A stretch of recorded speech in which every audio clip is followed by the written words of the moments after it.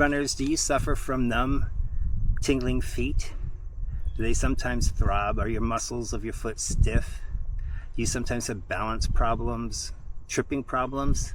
If you do, you may just be an aging runner like me, or you may have neuropathy, something else that I have, or you may have a combination of both. With the neuropathy in my foot, I'm going to lead with the question, can you run marathons if you suffer from neuropathy? I'm a long-time runner, and I developed neuropathy in 2018 through 2019 and was diagnosed at that time. I had numbness in my feet with not much feeling. I would get a throbbing, jolting feeling throughout the day in my feet. They would jerk my feet around at times. I get stiff, really, the bottom of my feet is really stiff. The muscles are much weaker than they used to be. And these are symptoms of neuropathy that I have. And I know many people have it much worse, but I have been able to run marathons with neuropathy. Here is my history of running and when neuropathy started interfering with that. I started running in 9th grade in 1973. 1977, I ran my first marathon in Dallas. In 2009, I ran my 49th marathon and final marathon before I had to get hip surgery for a torn hip labrum. I thought that I would be able to return to running, and I could not after the surgery. I took up riding elliptical bikes, which helped with my sanity for many years. In 2011, I had the hip surgery. I couldn't run until 2022 when I made a miraculous return to running.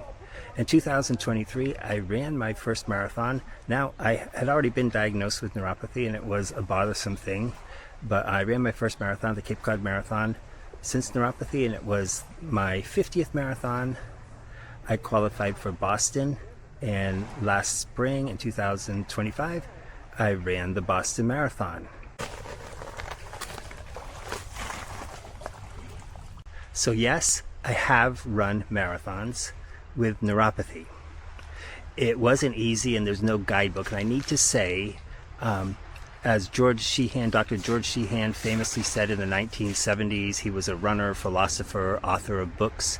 He said, we are all experiments of one, and I only know what works for me or what I'm trying to get to work for me. And I know other people have different experiences, and I'd love to hear successes or experiences that other runners have if you also are dealing with neuropathy. But his theme was know yourself, and that's what I've tried to do in my running career, particularly dealing with so many injuries, is never give up and know yourself. But what advice did the neurologist give to me? He said he wanted me to have a prescription of gabapentin, and that's all he could offer.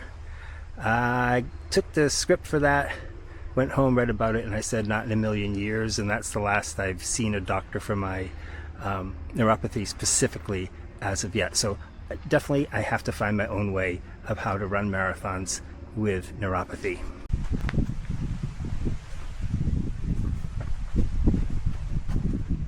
So here are 3 things that make me feel better with my neuropathy. Number 1 is changing my diet. I noticed that certain foods make my feet worse, particularly at nighttime, and fried food for me is the number 1 culprit, so no more French fries or other fried foods. Number 2 is time, I think. My symptoms seem much worse in 2019 than they do now. I don't get the jolts as much. I get the tingly, particularly at night when you go to bed and things are calm. However, I don't know if the time has helped because I don't notice things as much, or if time has helped and they've gone away. So I don't know if things have gotten worse or better since my first diagnosis. And the other thing is, of all things, running. Once I start running and my feet start warming up, I feel better most days when running. So running has been a good thing, although the next day I seem to have lots of problems. And we'll talk about that later. There are 3 things I've noticed with my running Number one, I have extremely tight feet muscles. There's not much mobility left in my feet. My muscle strength is way down. I assume this is due to neuropathy. Carbon plated shoes have really helped because you don't need to use your toes so much, but I don't know if that makes things worse. Another thing is I have a tendency to sometimes lose my balance and fall when running. Sometimes unexpectedly, just on the road. It doesn't happen that often, a few times a year, but it has led to some problems with my running, particularly with a broken bone I recently had. And broken bones is the third thing. In 2024, I was all set to run the Cape Cod Marathon for the second year in a row. It was 2 weeks before the race. I was in supreme shape, a nice 20-mile run. A couple days later, 20 times 400 at the fastest pace I've been doing in a long time, and then a 5-mile race and a 5-mile workout later that night. I had a blister on my foot. With neuropathy, you don't really feel things. I decided to go to the doctor because I thought it had been there a long time and it might be infected, and the doctor saw me limping, which is something I normally do anyhow, and she said, let's get x-rays, and she said, you have a broken fourth metatarsal bone, complete break in your foot. And so that was the end of running the Cape Cod Marathon that year, and I took 3 months off to let things heal. I don't know, but doctors somewhat agree with me. I think that bone may have been broken for many, many months. I had been hearing clicking and seizing a muscle in the bottom of my foot for runs since February that year. So for many, many months, I've been feeling that spasm and then a click, and then I'd feel good. And it'd be usually 1 mile into each run, so I think my foot was settling down. I'm not sure. I never felt anything where I could have broken that metatarsal instantaneously, so I think it may have accumulated out over time. So doctors have since done testing, and they say I have osteopenia, which is not osteoporosis, but it's on the way, so weakened bones. So I have to be really careful of my bones, and that's not the only bone break I had in 1 year's time. In June, I tripped again when I came down to Falmouth, and I ran the road race course, and then ran in front of the house I grew up in, and that's the spot where exactly I tripped, right in front of my old house, and I hit a divot and the road went down. Ran 3 miles back to my car. Next I could barely walk. I had really twisted my foot bad, but they did x-rays and an MRI, and I had broken the cuboid bone in the same foot I had broken earlier, which kept me from running the Falmouth road race almost.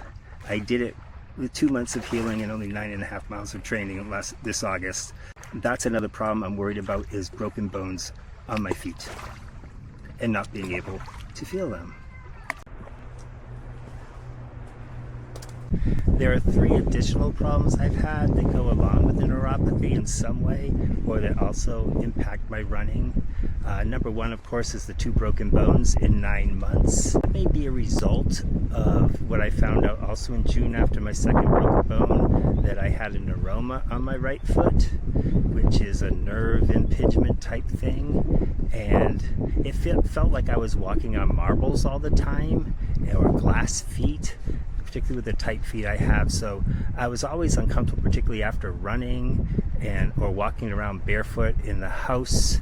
My feet did just not feel good at all. So that neuroma was the thing impacting all of that.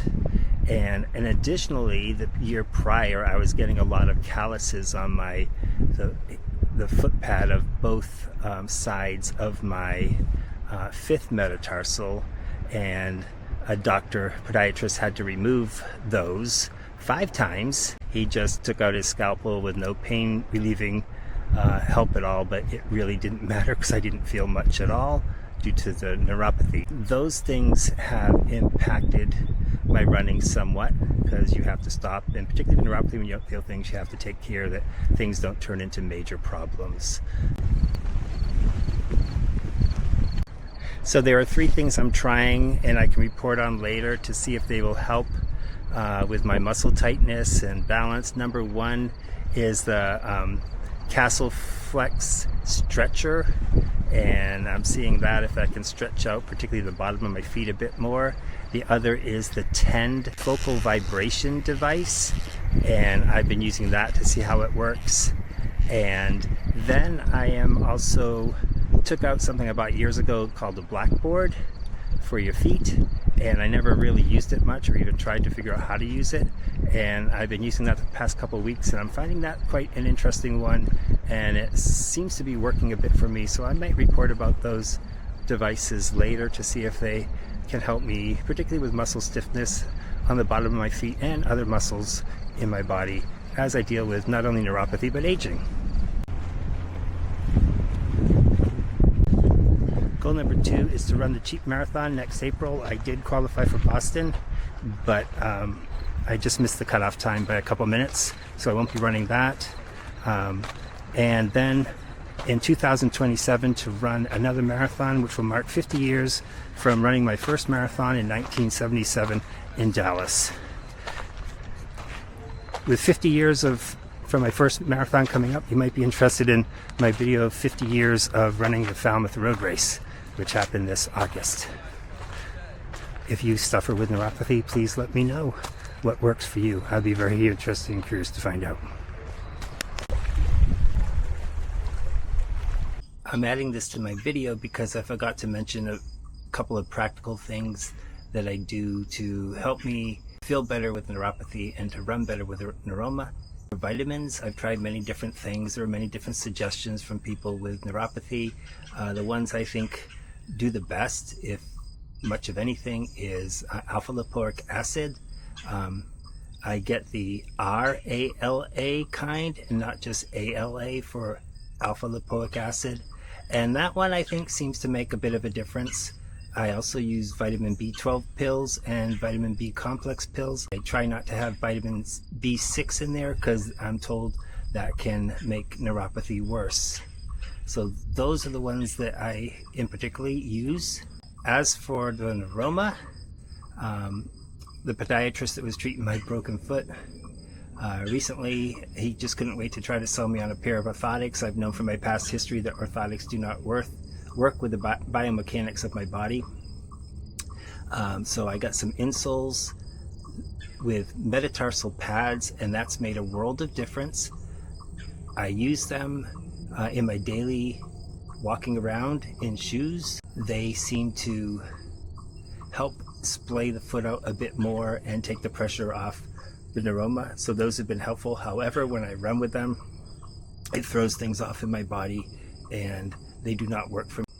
I just use my normal running shoes when I run, and I do not put insoles in them.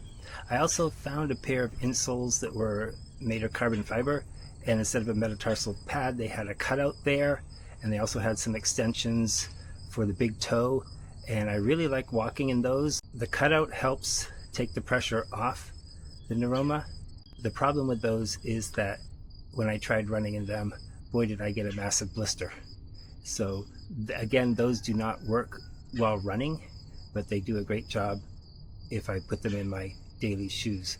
I don't think the insoles are directly for neuropathy, but they do take some of the pressure off the feet, and I really like the metatarsal pads.